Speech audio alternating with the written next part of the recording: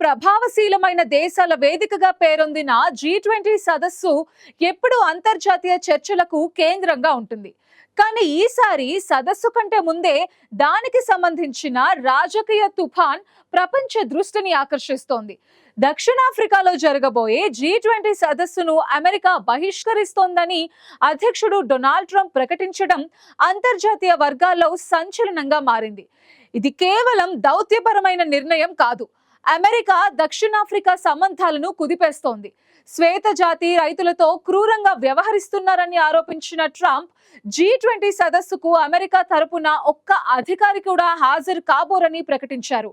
Trump America విదేశాంగ కార్యదర్శి Marco Rubio చేసిన విమర్శలపై దక్షిణాఫ్రికా మండిపడింది.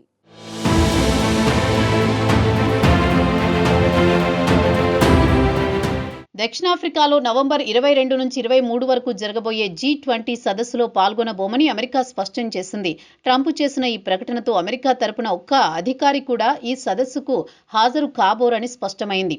దక్షిణాఫ్రికా ప్రభుత్వం శ్వేతజాతి రైతులతో క్రూరంగా వ్యవహరిస్తోందని, ముఖ్యంగా ఆఫ్రికానేర్ కమ్యూనిటీకి అన్యాయం చేస్తోందని ట్రంప్ మండిపడ్డారు. హింస, దాడులు, భూముల స్వాధీనం చేసుకుంటున్న ప్రభుత్వం ఆ దాడులకు మద్దతిస్తోందని విమర్శించారు.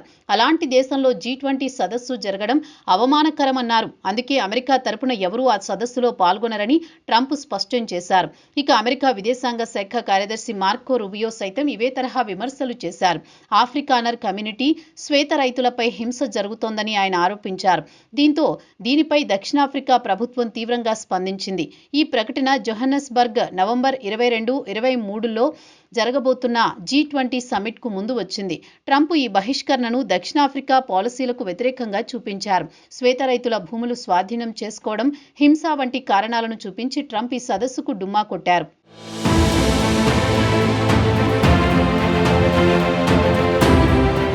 ట్రంప్ విమర్శలపై దక్షిణాఫ్రికా ప్రభుత్వం, అలానే పాలక పార్టీ ఆఫ్రికన్ నేషనల్ కాంగ్రెస్ ఘాటుగా స్పందించింది. అమెరికా నాయకులు చేసిన ప్రకటనలు పూర్తిగా అవాస్తవాలని, వారిది సామ్రాజ్యవాద జోక్యమని ANC సెక్రటరీ జనరల్ ఫికిలే ముబాలులా మండిపడ్డారు. దక్షిణాఫ్రికాలో జాతి వివక్ష లేదని, వర్ణ వివక్ష సృష్టించిన అసమతుల్యతలను పరిష్కరించడానికే తమ చట్టాలు పనిచేస్తున్నాయన్నారు.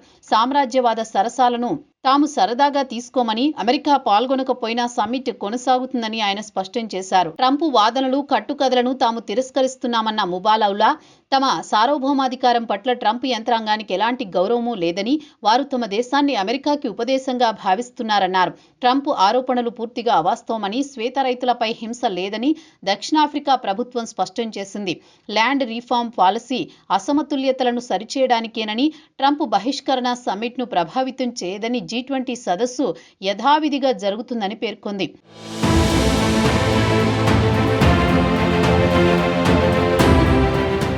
దక్షిణాఫ్రికాలో జాతి వివక్ష చరిత్ర చాలా పెద్దది. దశాబ్దాల పాటు అపార్డ్ హైడ్ అనే వర్ణ వివక్ష విధానం అక్కడ శ్వేతజాతి ప్రభుత్వాల చేత కొనసాగింది. అది కూలిన తర్వాత నల్లజాతి ప్రజలకు హక్కులు లభించినప్పటికీ భూముల పంపిణీ వంటి అంశాలు ఇప్పటికీ వివాదాస్పదంగానే ఉన్నాయి. అపార్డ్ హైడ్ కాలంలో శ్వేత జాతీయులు 87% భూమి స్వాధీనం చేసుకున్నారు. 1994 తర్వాత ANC ప్రభుత్వం భూమి పునర్విభజన చేసింది. శ్వేత రైతుల భూమి స్వాధీనం చేసుకుని నల్లజాతీయులకు ఇచ్చారు. ట్రంప్ ఈ పాలసీని శ్వేత రైతులపై హింసగా అభివర్ణించారు. ఆఫ్రికానర్ కమ్యూనిటీపై దాడులు, భూములు స్వాధీనమని ఆరోపించారు. దక్షిణాఫ్రికా ప్రభుత్వం ఈ ఆరోపణలు అవాస్తవాలని, భూమి పునర్విభజన చట్టబద్ధమని చెబుతోంది. పూర్వీకుల నుంచి దోచుకున్న భూములు తిరిగి ఇవ్వాలనే విధానంలో భాగంగా దక్షిణాఫ్రికా ప్రభుత్వ భూముల పునర్వ్యవస్థీకరణ కార్యక్రమాలు చేపడుతోంది. అయితే ఈ ప్రక్రియలో శ్వేతజాతి రైతులు నష్టపోతున్నారని, హింసా ఘటనలు పెరుగుతున్నాయని పాశ్చాత్య మీడియా విమర్శిస్తోంది. ట్రంప్ ఈ నేపథ్యంలోనే శ్వేతజాతి రైతులపై హింస అంశాన్ని ప్రస్తావించారు. అయితే శ్వేత రైతులపై హింస కేసులు ఉన్నా ప్రభుత్వ మద్దతు ఇవ్వడం లేదని స్పష్టం చేసింది. ఈ వివాదం దక్షిణాఫ్రికా, అమెరికా మధ్య సంబంధాలను ప్రభావితం చేస్తోంది. ట్రంప్ దీన్ని రాజకీయంగా ఉపయోగించాలని భావిస్తున్నారు.